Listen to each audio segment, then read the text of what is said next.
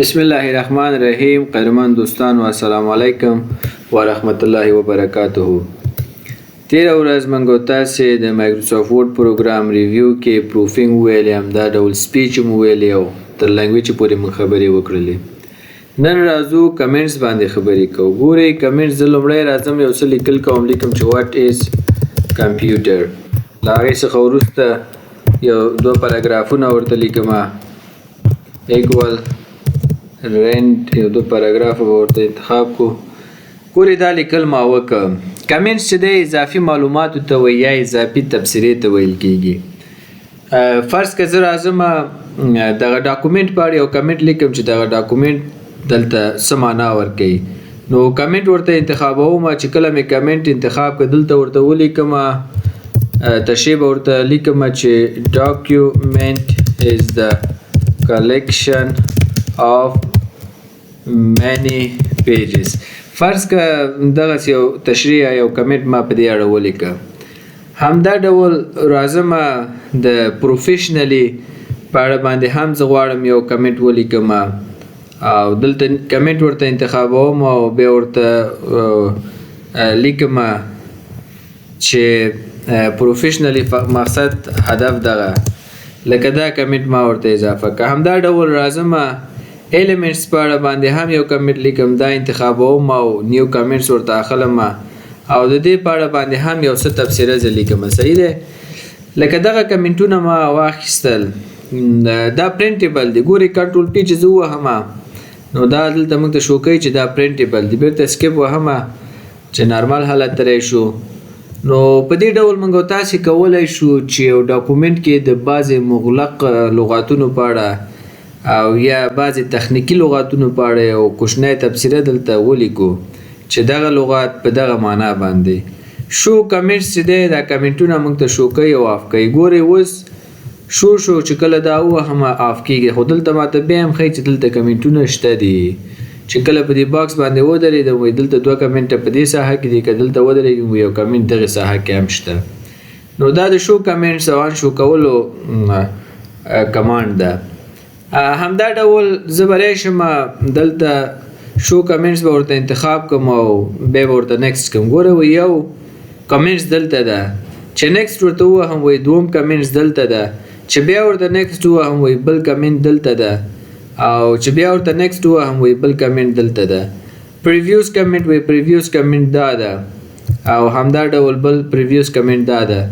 نیکسټ او پریویوس په واسطه باندې تاسو کولی شئ چې کمنټونو ته ولاړ شي، یا مخکینی کمنټ یا وروستني ته. بل هم دلته موږ سره ډیلیټ خبره ده. ګورئ دغه کمنټ چې اوس سلیکټ شوی دا ډیلیټوم، نو دلته راشئ ډیلیټ باندې کلیک وکړئ دا کمنټ ډیلیټیږي. همدا ډول دغه کمنټ هم ډیلیټوم، نو تاسو راشئ سلیکشن واخلئ او ډیلیټ کمنټ باندې پریس کړئ، نو هغه به هم تاسو ته څنګه شي ډیلیټ وشي. نو په دې او ډیلیټ آل کمنټس ان ډاکومنټ چې ورته انتخاب کو نو ټول کمنټونه به له منځه ویسي. نو دلته موږ په دې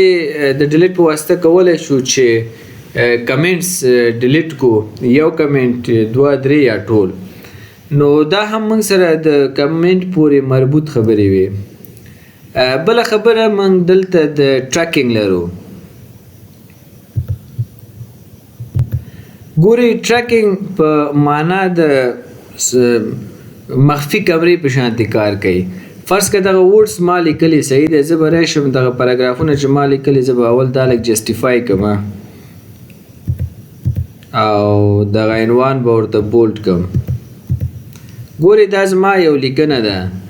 زه په دغه لیکنې باندې ټرک چینج آن کوم. هدف دا ده چې دغه لیکنې باندې کله ما ټرک چینج آن کړ نو که هر څوک راځي دغه زما لیکنه اوپن کوي په دې کې ایډیټ کوي هغه به ټول ریکارډ کېږي او ما ته به یې ښایي چې دغه ستا اوریجنل دغه لیکل او دغه لیکل پکې اضافه شوي دي. زه راځم په همدغه ډاکومنټ باندې ټرک چینج چې دی آن کوم. نو ټرک چینج باندې کلیک کوم، ټرک چینجز. اوس ګورئ په دې باندې ټرک چینج آن شو. ټرک چینج آن شو. له دې څخه وروسته زه راځم دا ډاکومنټ ځان سره سیف کوم. همدغه وټس کمپیوټر په نوم یې سیف کوم او چېرته ډیسکټاپ کې به یې سیف کړم او سیف به ورته ووهم. ګورې دا ډاکومنټ ما سره دلته سیف شو د وټ از کمپیوټر خو په دې باندې ما ټریک چینج آن کړی فرض کې یو بل څوک راځي دا اوپن کوي کله چې دا اوپن کړلو نو هغه غواړي چې په دې کې څه لیکل وکړي صحیح ده فرض که هغه راځي دلته یو پاراګراف زیاتوي سمه ده دلته یو پاراګراف زیاتوي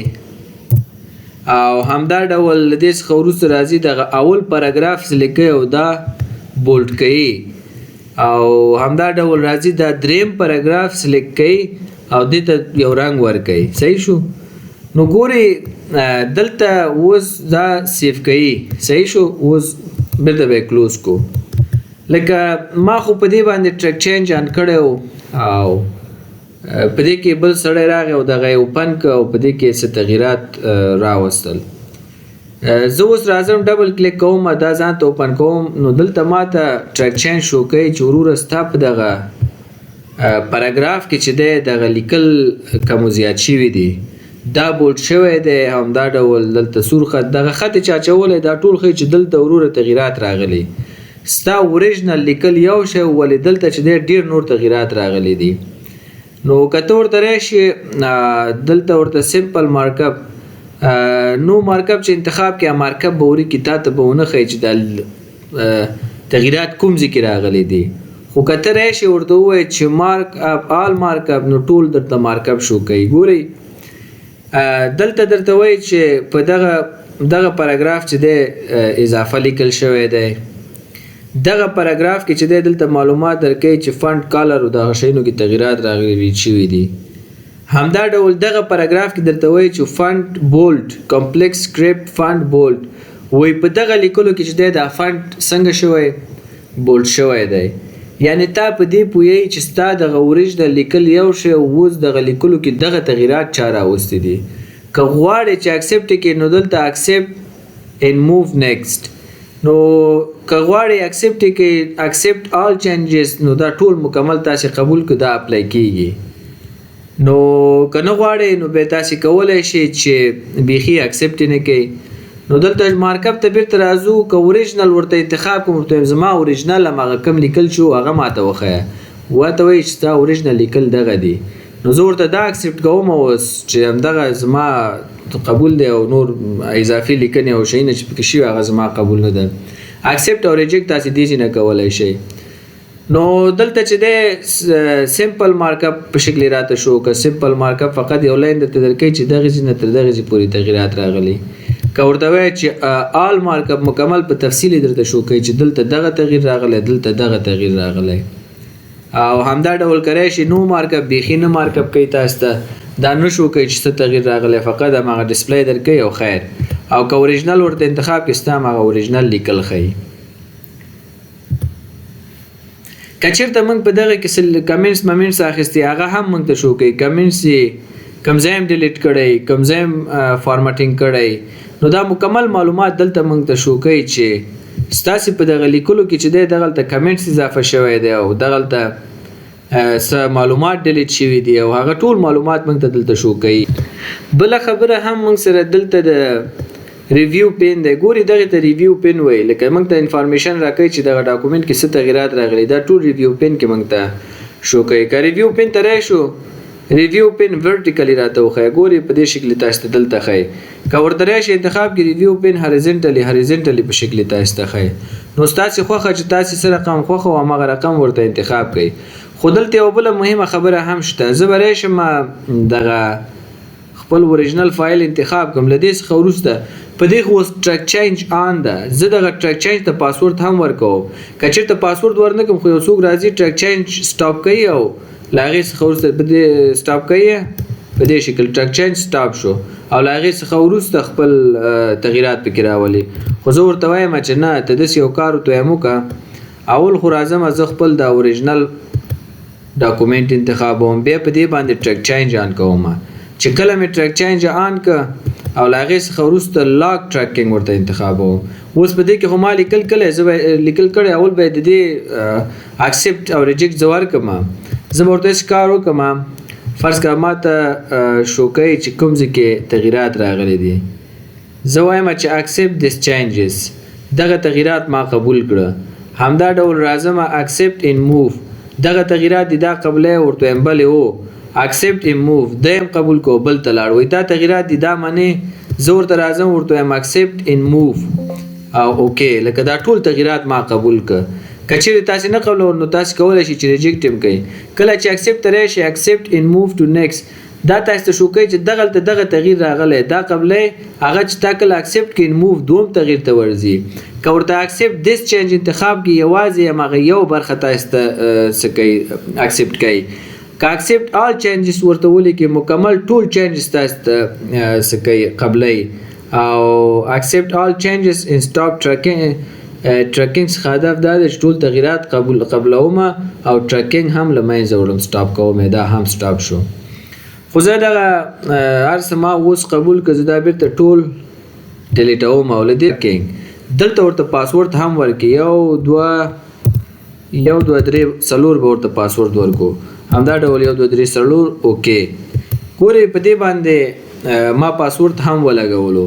او دا به ځان سره سیف کو نور به کلوز کو اوس که یو څوک راځي دې باندې ډبل کلیک کوي او دغه فایل ځان ته اوپن کوي او ګوري چې ولا په دې خو ټریک چینج آن دی نو دلته راځي چې دا ټریک چینج په څنګه کې بند کی چې ګوري دلته د آپشن کار نه کوي ولی کار نه کوي ځکه چې دا مونږ لا کړی دی که په لاک باندې کلیک وکړو ماته وي پاسورډ راکړه چې زه درته د آپشن آن کړم که پاسورډ لا نه کړي زه د آپشن نه آن کوم نو دا لاره په هغه شخص مونږ بند کړه اوس که هغه شخص راځي فرض که دلته یو څه تغیرات راوړي فرض که راځي دلته یو څه لیکل کوي او پاراګراف اضافه کوي نو دلته ماته ښکاري چې دغه سړي له دغه ځای څخه تر دې ځای پورې تغییر راوړی یا راځي فرض مثال دغه ساحې ته او له دې څخه وروسته څه ډیلیټ کوي یو څه ټکسټ ډیلیټوي ګورئ چې ډیلیټ وکړي دلته په دې رقم باندې ماته راځي رنګ سور کېږي او خط پې کش کېږي نو هغه مجبوره دی چې دا سیف کړي چې کله سیف کړي زه چې فایل خپل اوپن کړم ماته اوچته ښکاري چې دغه ځایونو کې تغییر راغلی دی نو په دې شکل تاسو چې کله ټریک چینج آن کوئ هم ټریک چینج آن کړئ او بل ورته لاک ورکړئ چې به بل شخص دغه ډاکومنټ ګوري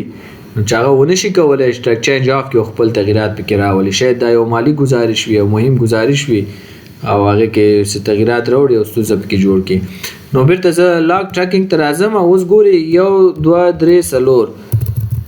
یو دوه درې څلور دا پاسورډ ورته ورکوم اوکې کوم چې کله مې اوکې که ګورئ ټریک چینج بیرته ماته څنګه شو دا آن شو راځم ټریکینګ پې آف کوم اوس چې هر څه تغییر راوړم ماته نه شو کوي